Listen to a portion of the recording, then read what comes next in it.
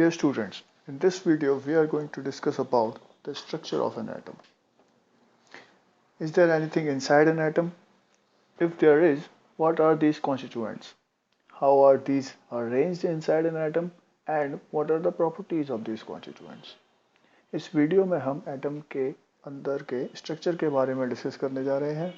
Atom के अंदर क्या है और ये जो अंदर के कॉन्स्टिट्यूएंट्स हैं इनकी प्रॉपर्टीज क्या हैं. So let's start with the definition of an atom.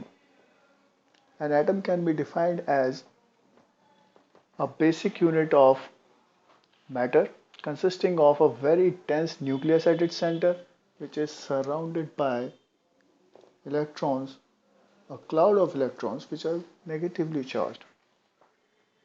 एक एटम किसी भी मैटर की बेसिक यूनिट है और एक एटम एक मैटर का फंडामेंटल बिल्डिंग ब्लॉक है. इस एटम के सेंटर पर बहुत ही डेंस न्यूक्लियस है जो कि नेगेटिवली चार्ज इलेक्ट्रॉन से घिरा हुआ है.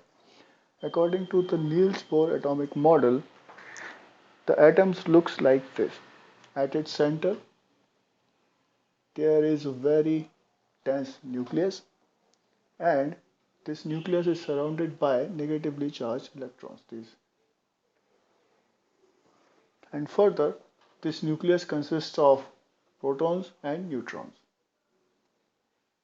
These electrons are negatively charged, the protons are positively charged, and these neutrons have no charge. Niels Bohr atomic model के अनुसार एक एटम किसी भी नील बोर एटॉमिक मॉडल के अनुसार एक एटम कुछ इस तरह दिखाई देता है. इस एटम के सेंटर पर बहुत ही डेंस न्यूक्लियस है और इस न्यूक्लियस के चारों तरफ इलेक्ट्रॉन बहुत ही हाई स्पीड में चक्कर लगाते रहते हैं. कुछ इस तरह, something like this. Now the structure shown to you is a very zoomed version. In reality, nucleus of the atom is very small in comparison to the whole atom.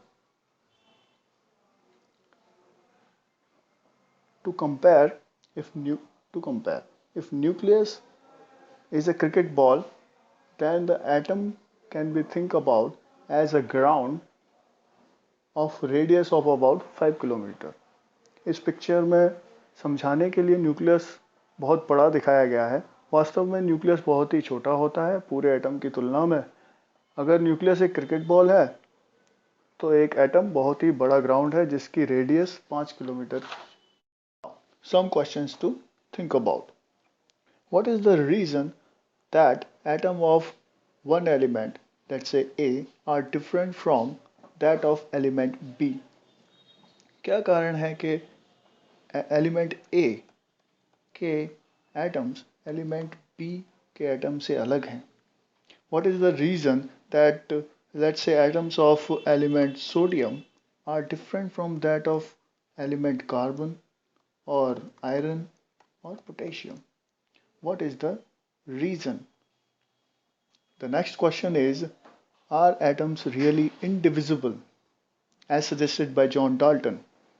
क्या atom को वाकई में काटा नहीं जा सकता है जैसे कि डाल्टन ने अपनी थ्योरी में कहा है? And the next question is, what is the reason that the electrical conductivity of a metal changes if we change the temperature of that metal? क्या कारण है कि एक मेटल की इलेक्ट्रिकल कंडक्टिविटी कम या ज़्यादा हो जाती है अगर हम उसका तापमान कम या ज़्यादा करते हैं? Now, some more questions. What is the reason that when we rub two objects together, they get electrically charged? As we have experimented at home many times, that when we rub a balloon with a cloth, then if we put this balloon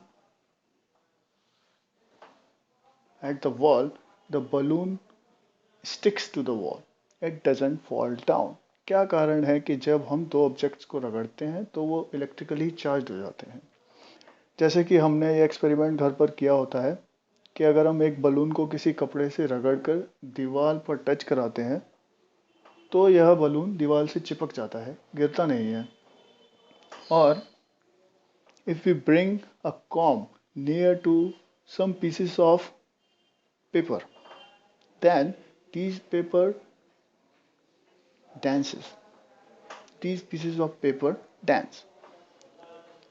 जब हम एक कंघी को कुछ कागज के टुकड़ों के पास ले जाते हैं तो ये कागज के टुकड़े डांस करने लग जाते हैं.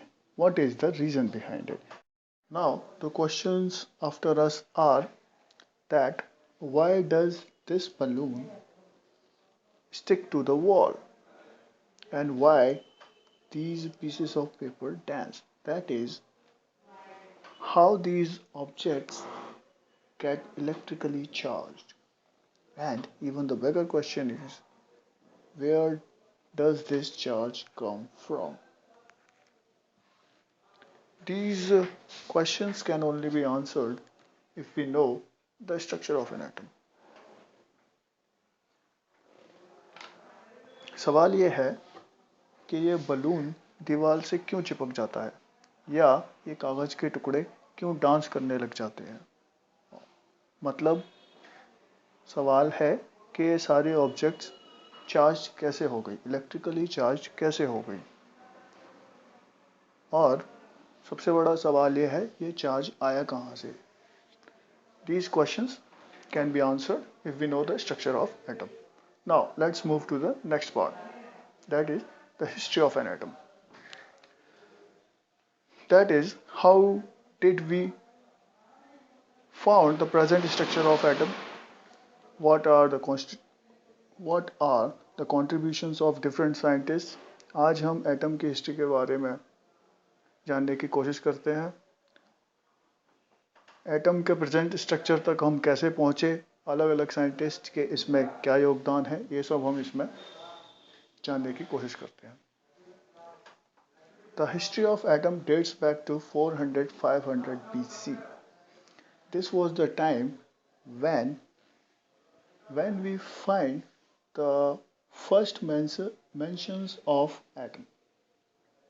In Greek philosophy, atom was first time mentioned during this time period by a Greek philosopher, Democritus. Atom is a Greek word which is made by the addition of two words, that is a plus tomos. A means knot, tomos means cut. It means an atom is something that cannot be cut. अगर हम atom की history को देखते हैं तो हमें पता चलता है कि एटम का पहली बार जिक्र 400-500 BC के अराउंड किया गया था. इसी टाइम में ग्रीक फिलोसोफर डेमोक्रिटस ने एटम को इसका नाम दिया और इंडियन लिटरेचर में इसे परमाणु लिखा गया है.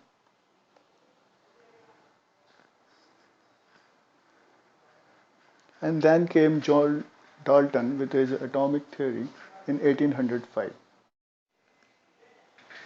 जॉन डाल्टन ने 1805 में अपनी एटॉमिक थ्योरी प्रपोज की.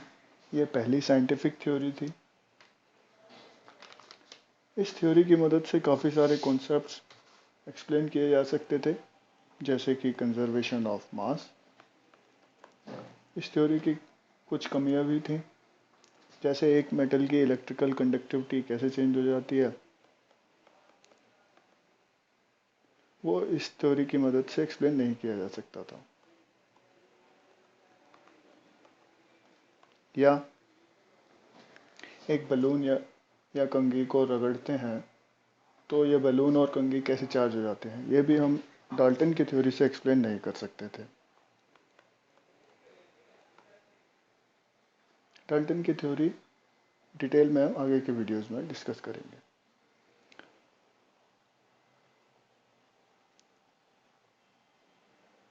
After Dalton in 1850, Michael Faraday conducted a cathode ray tube experiment, and by this experiment it could be established that, number one, that cathode ray consists of negatively charged particles, which were later named by J.J. Thomson as electrons, and number two, that these negatively charged particles are the components of every atom. 1850 में Faraday द्वारा किया गया cathode ray tube experiment से ये prove हुआ कि cathode ray negatively charge particle से बनी हुई है और ये नेगेटिवली चार्ज पार्टिकल्स हर एक एटम में होते हैं. इन नेगेटिवली चार्ज पार्टिकल्स को ही बाद में इलेक्ट्रॉन बोला गया.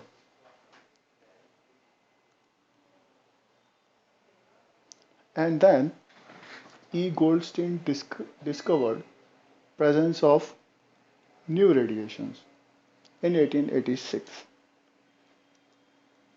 and called these radiations as canal rays. He also found that these canal rays had properties exactly opposite to that of cathode rays. Hence, it was established that canal rays consist of positively charged particles called protons.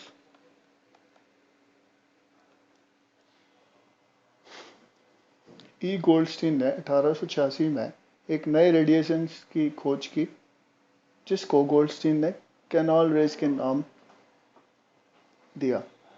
In canal raise की properties cathode rays की properties से एकदम opposite थी.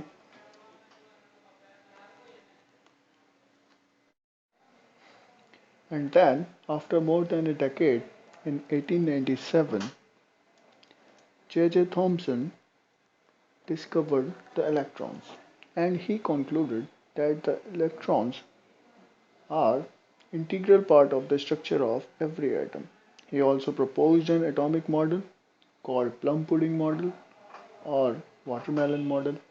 He proposed that whole of the atom is like a pudding and is positively charged, and negatively charged electrons are spread in the volume of the atom. 1897 में J.J. Thompson ने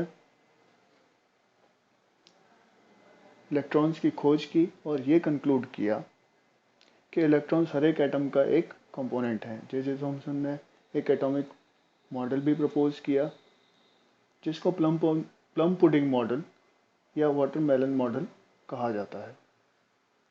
इस model में atom को एक तरबूज से compare किया और इस तरबूज के बीज इलेक्ट्रॉन की तरह है ये प्रपोज किया.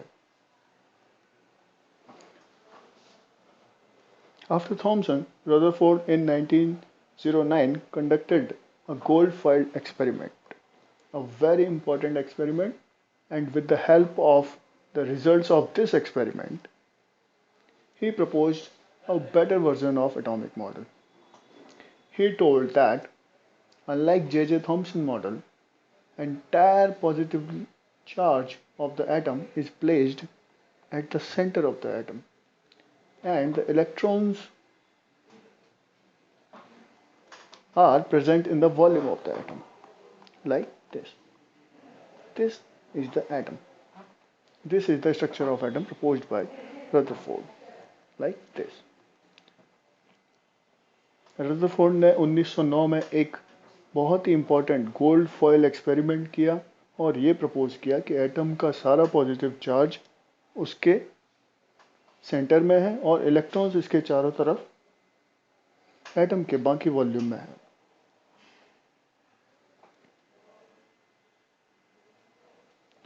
Now, 3 years after this experiment, in 1912, Bohr proposed a new atomic model. He proposed some further improvements. According to his model, electron revolves around the nucleus at a very fast pace. Nucleus and electrons. Electrons revolve around this nucleus at very fast pace and in some specific orbits only. 1912 में bore ने एक और atomic model propose किया, जिसके according electron nucleus के चारों तरफ high speed में चक्कर लगाते रहते हैं। And then came de Broglie with his theory in 1924, in which he talked about the dual nature of electron. 1924 में डी ब्रोगली ने अपनी नई थ्योरी में बताया इलेक्ट्रॉन के डुअल नेचर के बारे में।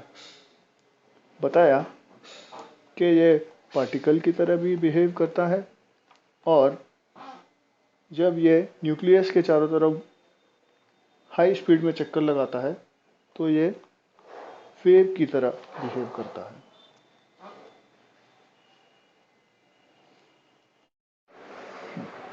उन्नीस सौ छब्बीस में श्रोडिंजर ने श्रोडिंजर इक्वेशन प्रपोज की, और इस इक्वेशन से यह डिस्क्राइब करने की कोशिश की कि इलेक्ट्रॉन का डिस्ट्रीब्यूशन एटम के चारों तरफ किस तरह है और किन एनर्जी लेवल्स में है। उसके बाद 1927 में हेजनबर्ग ने अनसर्टेनिटी प्रिंसिपल प्रपोज किया, जिसको हमें ज़्यादा डिटेल में पढ़ने की ज़रूरत नहीं है। और फाइनली 1932 में चैडविक ने न्यूट्रॉन की खोज की, और इस न्यूट्रॉन की खोज के साथ एटम का स्ट्रक्चर कंप्लीट होता है। तो इस तरह हमने देखा एटम की हिस्ट्री को, कि किस तरह पहले जॉन डाल्टन ने एटॉमिक थ्योरी प्रपोज की, फिर हमें प्रोटॉन्स की जानकारी हुई, फिर इलेक्ट्रॉन्स की डिस्कवरी हुई, और फिर कई सारे एटॉमिक मॉडल प्रपोज किए गए कई साइंटिस्ट के द्वारा, जे थॉमसन, फिर रदरफोर्ड, फिर बोर। फिर उसके बाद फाइनली जब चैडविक ने न्यूट्रॉन की खोज की 1932 में, तब एटम का स्ट्रक्चर कंप्लीट होता है। Okay, now some questions. What are canal rays? Canal rays क्या है? So the answer is the canal rays are positively charged radiations which were discovered by E. Goldstein in 1886, and it was also found that these positively charged radiations called as canal rays, they can pass through a perforated cathode plate. Also, these rays, canal rays, consist of are made up of positively charged particles, and these positively charged particles are named as protons. Canal rays क्या है? Canal rays positively charge radiations हैं जो Goldstein ने 1888 में खोजी थी। ये positively charge radiations एक परफोरेटेड कैथोड प्लेट के अंदर से पास कर सकते हैं। ये canal rays positively charge particle से बने हुए हैं, जिनको हम आज प्रोटॉन्स कहते हैं। Now, the next question. The question is, if an atom contains one electron and only one proton, will it carry any charge? If an atom contains one electron and one proton, will it carry any charge? So in a way the question is, does an electron and proton have an equal and opposite charge? So the answer to this question is no. If an atom contains only one electron and one proton, it will not carry any charge. The conclusion is that the proton and electron have equal and opposite charge. The magnitude of their charges is equal, and the nature of these charges is opposite. That is, electron contains negative charge, proton contains positive charge. So hence, if an atom contains one electron and one proton, it will be a neutral atom. अगर एक atom के पास एक electron है और एक proton है, इस electron तो ओवरऑल इस एटम के पास क्या कोई चार्ज होगा क्या? आंसर इज नो, नहीं होगा। अगर एक एटम के पास एग्जैक्टली एक इलेक्ट्रॉन है और एक प्रोटॉन है तो उसके पास कोई चार्ज नहीं होगा। इसका मतलब यह है कि इलेक्ट्रॉन और प्रोटॉन का चार्ज बराबर है, बट उनका नेचर अपोजिट है। इनके चार्ज का मैग्नीट्यूड इक्वल है, बट उनके चार्ज का नेचर अपोजिट है।